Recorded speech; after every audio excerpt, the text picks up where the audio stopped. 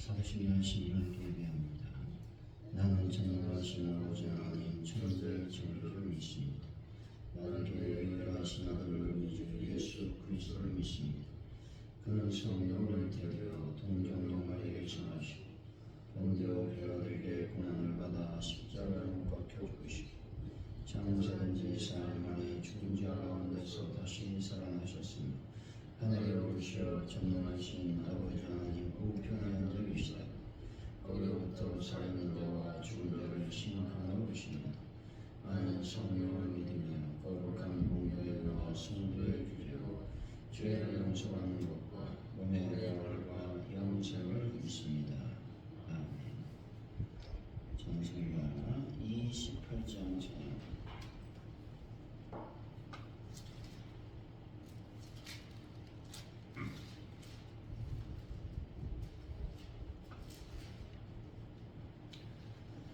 복의 근원 강림하사 찬송하게 하소서. 한량없이 자비하시 증량할 길 없도다. 천사들의 찬송가를 내게 가르치소서. 구속하신 그 사랑을 항상 찬송합니다. 주의 크신 도움받아 이때까지 왔으니 이와 같이 천국에도 이르기를 바라네. 하나님의 품을 떠나 죄에 빠진 우리를 예수 구하시려고 보혈 흘려주셨네.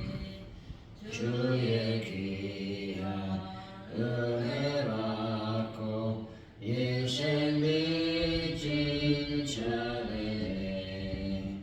주의 은혜 사슬 내사 나를 주께 내소서.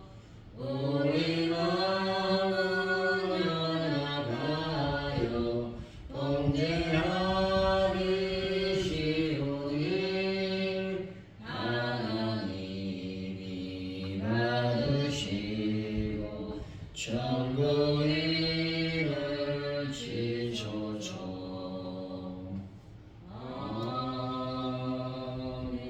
아멘.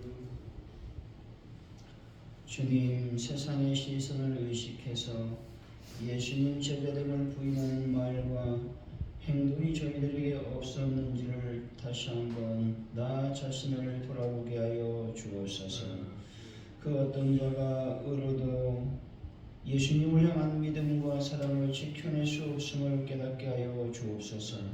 오직 성령님의 다스리심을 받아 예수님을 이 세상에 용기 있게 드러내는 제자가 되게 하여 주시기를 원합니다. 하나님 아버지, 이 시간 아버지 앞에 간절히 기도하올 때 오늘 하루를 주님께 맡겨드립니다. 오늘 하루 주님의 거룩한 영광을 드리는 시간이 될 수 있도록 아버지께서 복을 도와주시고 인도하여 주옵소서. 또 저희들이 제자의 삶을 살 때의 삶과 또 신앙이 일치하는 놀라운 하루가 될 수 있도록 도와주옵소서. 그래서 주님께서 원하시는 삶을 사는 저희들의 삶이 되게 하여 주실 줄로 믿습니다. 아버지, 대한민국의 여러 가지 어려운 문제들을 해결하여 주시고 안정과 또 평화를 더하여 주실 줄로 믿습니다. 북한 땅에 온전한 하나님의 복음이 증거될 뿐만 아니라 아버지, 그들의 삶이 바뀌고 특별히 아버지 북한의 도발을 막아 주실 줄로 믿습니다. 전 세계 평화를 더하여 주시고 하나님께서 원하시는 놀라운 은혜를 전 세계 전 인류에게 베풀어 주실 줄로 믿습니다. 특별히 전쟁이 속히 이제 끝날 수 있는 은혜를 더하여 주옵소서. 파주 오늘께 놀라운 부흥을 더하여 주실 줄로 믿습니다. 말씀의 부흥, 또 신앙의 부흥, 또 기도의 부흥, 아버지 일어남으로 말미암아 많은 영혼들이 주님의 자단에 찾아와서 예배할 수 있는 은혜를 더하여 주옵소서. 이 시간 아버지 앞에 간절히 기도할 때에 저희들이 전도할 때 하나님 열매맺고 결실의 역사가 일어나기를 원합니다. 함께하여 주옵소서. 전도 현장에 놀라운 역사가 일어날 때에 하나님 아버지 함께하여 주시고 도와주셔서 특별히 기도합니다. 하나님 아버지 이적과 표적과 기사가 일어난 놀라운 역사가 일어나게 하여 주옵소서. 베란다 문제를 완벽하게 해결하여 주실 줄로 믿습니다. 영광을 받아 주옵소서. 아버지 하나님 저희들이 또 목적으로 차량구역을 위한 목적 헌금을 드리고 있습니다. 아버지께서 드린 손길 위에 하나님의 최정의 기름을 부으시고 만배의 복으로 채워주실 줄로 믿습니다. 하나님들 주 예수의 볼로 치료하여 주시고 회복되어 하나님께 영광 돌리는 놀라운 역사가 일어나게 하여 주옵소서. 감사합니다. 예수님의 이름으로 기도하옵나이다. 아멘. 요한복음 18장입니다. 15절에서 27절까지 말씀 교독하고 마지막 절은 같이 읽습니다.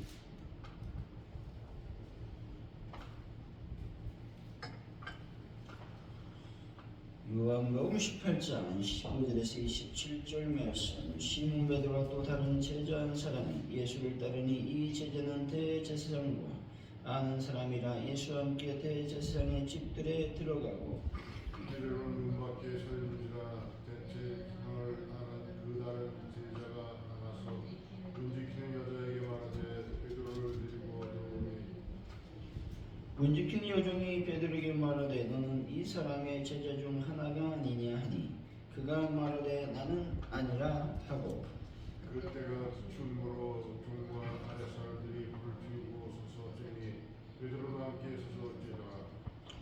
대제사장이 예수에게 그의 제자들과 그의 교훈에 대하여 물으니 예수께서 대답하시되 내가 들어보고 세상을 말하였노라. 모든 유대인들이 모이는 학문과 성전에서 항상 가르쳤고 은밀하게 아무것도 말하지 아니하였거늘 어찌 내게 묻느냐? 내가 무슨 말을 하였는지 들은 자들에게 물어보라. 그들이 내가 하던 말을 아느니라. 이 말씀을 하시며 곁에 섰던 아랫사람 하나가 서로 예수를 쳐 이르되 네가 대제사장에게 이같이 대답하느냐 하니 예수께서 대답하시되 내가 말을 잘못하였으면 그 잘못한 것을 증언하라. 바른 말을 하였으면 내가 어찌하여 나를 치느냐 하시더라. 안나스가 예수를 대접하는 그대로 대제사장 가야바에게 보내니라. 시몬 베드로가 서서 불을 쬐더니 사람들이 묻되 너도 그 제자 중 하나가 아니냐? 베드로가 부인하여 이르되 나는 아니라 하니 대제사장 중 하나는 베드로에게 길을 알린 사람의 친척이라 이르되 네가 그 사람과 함께 동산에 있는 것을 내가 보지 아니하였느냐. 이에 베드로가 또 부인하니 곧 닭이 울더라. 아멘.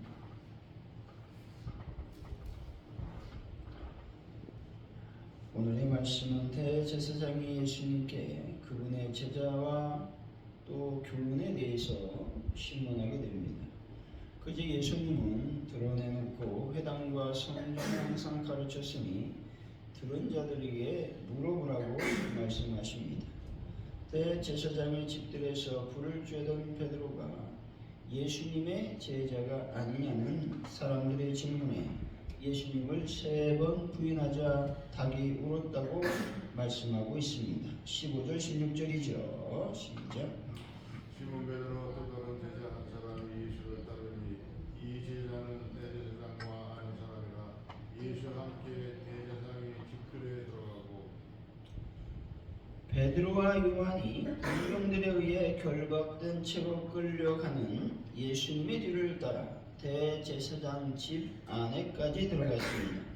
다른 제자들은 모두 예수님을 버리고 도망하였으나 두 사람은 그분의 신문을 받는 자리까지 따라갔습니다.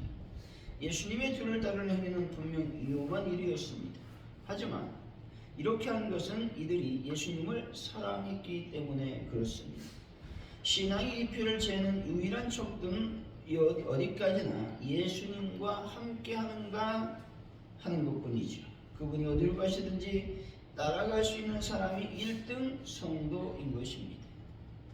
예수님께서는 제자직의 조건으로 세 가지를 말씀하셨는데, 첫째가 자기를 부인하는 것이고, 둘째는 자기 십자가를 지는 것이며, 마지막으로 나를 쫓으라고 말씀하고 있는 것이죠. 여러분, 어디든지 예수님과 함께 할 수 있는 분들이 되어서 살아도 죽어도 예수님을 위해서 살아가는 귀한 분들이 되시기를 바랍니다. 17절이죠. 시작. 문지키는 여종이 베드로에게 말하되 너도 이 사람의 죄 중 하나가 아니냐니 그가 말하되 나는 아니라 하고. 베드로의 첫 번째 예수님에 관한 부인의 상황이 등장하고 있습니다. 다시 말해서 베드로는 문지키는 여종이 그에게 예수님의 제자가 아닌가 물을 때에 단번에 아니라고 잘라 말했습니다. 이렇게 함으로써 예수님과 전혀 상관없는 사람이라고도 한 것처럼 행동을 했다는 것이죠. 분명 조금 전까지만 해도 예수님과 함께 죽을지언정 부인하는 일은 없을 것이라고 다짐했습니다. 여기서 우리는 우리 인간의 의지의 분명한 한계성을 보여주고 있다는 것이죠. 그러므로 우리가 그리스도의 증인으로 살려고 하면 성령의 충만을 반드시 받아야 된다는 것입니다. 여러분, 성령 충만을 받아서 주님의 증인의 삶을 살아가는 분들이 되시기를 바랍니다. 18절이죠. 시작. 그때가 중고로 중고 아랫사람들이 불을 피우고 서서째니 베드로도 함께 서서째더라. 예수님과 자신은 아무 상관없다고 부인한 베드로가 대제사장의 종 및 아랫사람들과 함께 불을 쬐고 있는 장면이 나오고 있습니다. 그가 취한 행동은 자신은 예수라는 사람과 전혀 상관없느라고 시위하는 것처럼 보인다는 것이죠. 사단은 베드로의 이러한 모습을 보면서 어쩌면 예수님을 비웃었을지도 모릅니다. 너를 그렇게 따랐던 자가 너를 부인한다 라고 생각하면서 비웃었을지도 모른다는 것이죠. 무너진 베드로의 모습을 보면서 우리 자신의 모습을 돌아보는 계기가 되어야 한다는 것입니다. 여러분, 믿음으로 어떤 위기 상황 속에서도 예수님을 배반하지 않는 분들이 되시기를 바랍니다. 19절이죠. 시작. 대제사장이 예수에게 그의 제자들과 그의 교훈에 대하여 물으니 예수님께서 체포당하신 해의 공식적인 대제사장은 가야바였으며 예수님이 붙잡혀온 곳은 안나스가 있는 곳이었습니다. 대제사장이 예수님의 제자와 교훈에 대해서 질문했습니다. 이것은 가야바의 신문은 예수님의 인격, 곧 예수님이 메시아인가에 초점이 있다는 것이죠. 다시 말해 대제사장의 질문은 과연 예수가 제자들을 규합하여 무력혁명을 일으키려고 하는 것이 아니냐에 의구심을 갖고 있다는 것이죠. 그리고 구약 교훈에 반하는 이교적인 사상을 찾아내 정죄하려는 의도를 다분히 담고 있는 신문이었다라고 말할 수가 있습니다. 20절에서 21절이죠. 시작. 예수께서 대답하시되 내가 드러내놓고 세상에 말하였노라. 모든 유대인들이 모이는 회당과 성전에서 항상 가르쳤고 은밀하게 아무것도 말하지 아니하였거늘 어찌하여 내게 묻느냐. 내가 무슨 말을 하였는지 들은 자들에게 물어보라. 그들이 내가 하던 말을 아느니라. 대제사장의 두 가지 질문 가운데 예수님은 제자에 관한 것은 대답하지 않으시고 교훈에 관한 것만 대답하셨다는 것이죠. 예수님께서는 그의 교훈을 묻는 안나스의 질문에 내가 무슨 말을 하였는지 들은 자들에게 물어보라고 당당하게 대답하셨습니다. 예수님이 하나님을 모독하는 말씀을 하셨거나 악하고 불의한 행실을 보였다면 그분에 대한 비난 여론이 쇄도했을 것입니다. 그러나 도리어 다수의 백성들이 그 교훈을 받아들였습니다. 여기서 성도는 예수님을 본받아 세상의 빛의 삶을 살아야 된다는 것이죠. 세상으로부터 자신을 은폐할 수도 없고 또 은폐하려 해서는 안 된다는 것입니다. 우리는 세상의 주목을 받는 특별한 사람들이므로 말과 행실 등 매사에 각별한 주의를 기울여야 한다는 것입니다. 여러분, 세상의 빛으로서의 삶을 살기 위해서 최선의 삶을 다하는 분들이 되시기를 바랍니다. 22절이죠. 시작. 이 말씀을 하시되 그때부터 아랫사람 하나가 서로 예수를 쳐 이르되 네가 내 제자에게 이같이 대답하느냐 하니 곁에 섰던 아랫사람이 손으로 예수님을 쳤습니다. 아랫사람의 행동은 예수님이 누구인지 그 말씀이 무엇인지 전혀 관심이 없었습니다. 다만 그는 대제사장의 마음을 기쁘게 하는 것뿐이었습니다.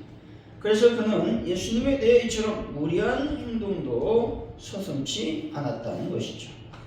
23절에서 24절이죠. 시작. 예수께서 대답하시되 내가 말을 잘못하였으면 그 잘못한 것을 증언하라. 바른 말을 하였으면 네가 어찌하여 나를 치느냐 하시더라. 그가 예수를 결박하는 대로 대제사장 가야바에게 보내니라. 예수님께서 자기를 친 아랫사람에게 그 정당성을 입증하도록 요구하고 있습니다. 안나스는 예수님을 죄인으로 취급하기 전에 그 혐의를 분명하게 입증할 의무가 있다는 것입니다. 뿐만 아니라 아랫사람도 마찬가지였습니다. 이것을 우리가 보면서 교회가 교회의 부흥을 추구하면서도 악인들의 행위나 그릇된 사회 구조, 잘못된 정부 정책 등에 대해서는 거의 함구하는 입장을 취하고 있다라는 것이죠. 이것은 대단히 잘못되었다라는 것이죠. 교회가 세상의 악행이나 불의를 지적하고 책망하면 불이익을 당할 수도 있습니다. 하지만 그래도 우리는 이 일을 해야만 된다는 것이죠. 여러분, 예수의 입이 되시고 손과 발이 되어서 참된 교회를 만들어가는 귀한 분들이 되시기를 바랍니다. 25절에서 27절까지 말씀이죠. 시작.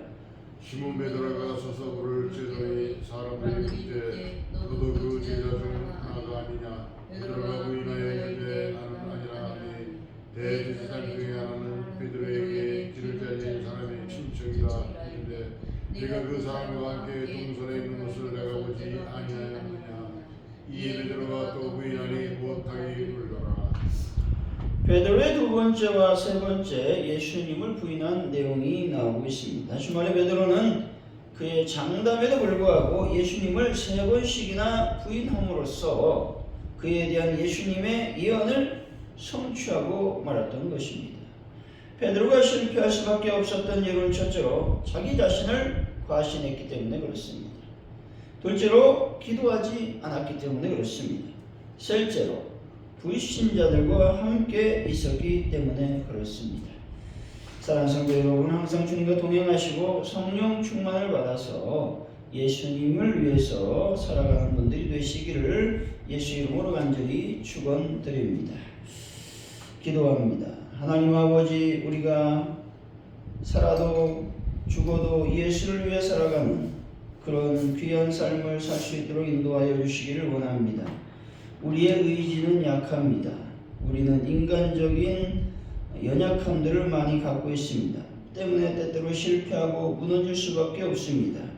하나님, 그러한 연약함과 또 부족함을 뒤로하고 승리할 수 있는 비결은 다른 것이 아니라 성령의 충만을 받는 것입니다.